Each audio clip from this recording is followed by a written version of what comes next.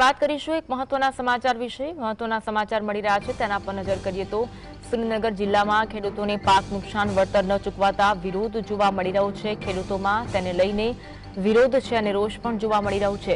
વિપક્ષ દ્વારા ખેડૂતોને સાથે રાખીને વળતર ન ચૂકવાતા વિરોધ કરવામાં આવી રહ્યો છે।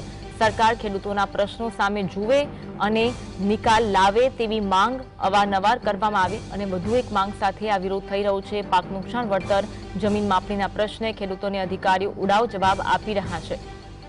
લખતર, પાટડી, વઢવાણ તાલુકાના ખેડૂતો રાજચોકમાં એકત્રિત થયા છે। આ અંગે વધુ વાત કરીશું। સંવાદદાતા ફઝલ અમારી સાથે લાઈવ જોડાયા છે। ફઝલ, ખેડૂતોમાં રોષ છે, વિપક્ષ દ્વારા પણ ખેડૂતોને સાથે રહીને વિરોધ કરવામાં આવી રહ્યો છે, શું કહેવું છે ખેડૂતોનું? ખાસ કરીને સુરેન્દ્રનગર જિલ્લામાં ચોમાસાની સિઝન દરમિયાન 150% કરતા વધુ વરસાદ પડ્યો। તંત્ર દ્વારા 1400 કરોડથી વધુનું આર્થિક પેકેજ, નુકસાની પેકેજ જાહેર કરવામાં આવ્યું, પરંતુ ખેડૂતોના ખાતામાં હજુ સુધી રૂપિયા જમા અને વળતર જમા નથી થયું। આ ઉપરાંત નર્મદાના પ્રશ્નો છે, જે નવી જમીન માપણી કરવામાં આવી છે તેના પ્રશ્ન છે, જેને લઈને ખેડૂતોમાં રોષ જોવા મળી રહ્યો છે। આ સંદર્ભે હવે સુરેન્દ્રનગર વિપક્ષ પણ મેદાને આવ્યું છે। આજે મહારેલીનું આયોજન કરવામાં આવ્યું છે। પૂર્વ ધારાસભ્ય નવસાદભાઈ છે, તેમની સાથે વાત કરશું। મોટી સંખ્યામાં ખેડૂતો એકત્રિત થયા છે, શું કહેશો? ગુજરાતની ભારતીય જનતા પાર્ટીની સરકાર વારંવાર વચનો આપી લોકો સાથે વિશ્વાસઘાત કરે છે। ખેડૂતોના પીઠ પર ખંજર ઝોકી અને એક પ્રકારે એમની રાજકીય હત્યા કરે છે। એટલા માટે આજે ખેડૂતો ખૂબ આક્રોશિત થયા છે અને પોતાના હક અને અધિકાર માટે ભીખ માંગવા માટે નહીં, પણ પોતાનો હક અને અધિકાર છે। જે પ્રકારે કુદરતનો પ્રકોપ એમના ઉપર પડ્યો હતો, એમના સંપૂર્ણ ઉભા પાક નિષ્ફળ ગયા હતા, એનું 1 રૂપિયાનું પણ વળતર હજુ સુધી ખેડૂતોને મળ્યું નથી।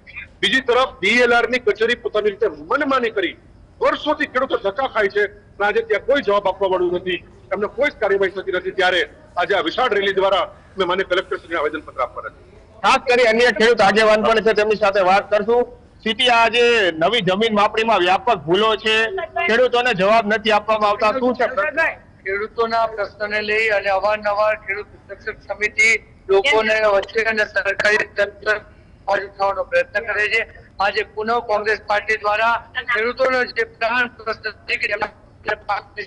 સુધી નથી મળી અને જે પ્રમાણે આપણે વાત કરી કે માપણીના પ્રશ્નો આખા જિલ્લામાં વર્ષોના ઘેરના ઠેર છે।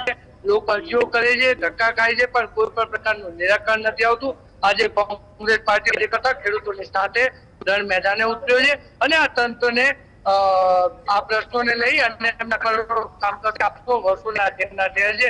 જો તમે આ પ્રશ્નને ધ્યાન આપો તો આવનાર તમામ વિસ્તારમાં ખેડૂતો સાથે રાત્રે અટક કરવામાં આવશે અને એમને ખેડૂતોને લગતા તમામ પ્રશ્નો હોય, જેમ કે નર્મદાના પ્રશ્નને લઈ અને આપણા માધ્યમથી હું જણાવું કે અવારનવાર આપણા માધ્યમથી જણાવું, નર્મદાઓ ક્યાંક તો ઓવરફ્લો થઈ છે, ક્યાંક કેનાલ તૂટવામાં આવી છે અને ક્યાંક નર્મદાઓને પૂરતું પાણી પણ નથી મળી। હું આપણા માધ્યમથી જણાવું કે જે પ્રમાણે નર્મદાઓનું કેનાલોમાં પાણી આપવામાં આવે છે તે સમય આપવામાં નથી આવતું અને ક્યાંક જો નર્મદા કેનાલ તૂટી રિપેરિંગ કામ કરવામાં આવે એ પણ પ્રોપર રીતે થતું નથી। આ કઈ પ્રગતિબેન આહિર પણ આપણી સાથે તેમની સાથે વાત કરશું। આજે આ રેલી યોજવામાં આવી રહી છે, કેવા પ્રશ્ન છે ખેડૂતોના? ત્યારે 2022 જ્યારે એવી વાત કરવામાં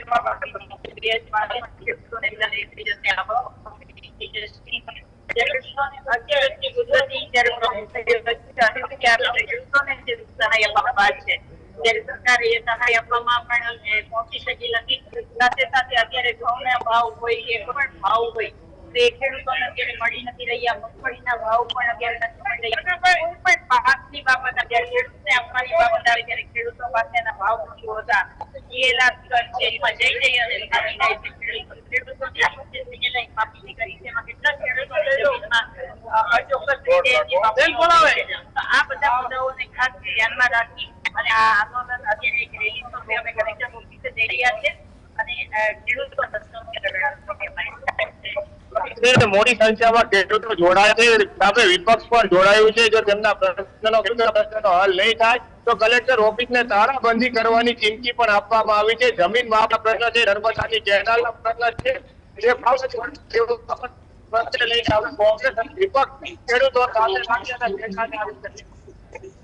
જી આભાર માહિતી આપવા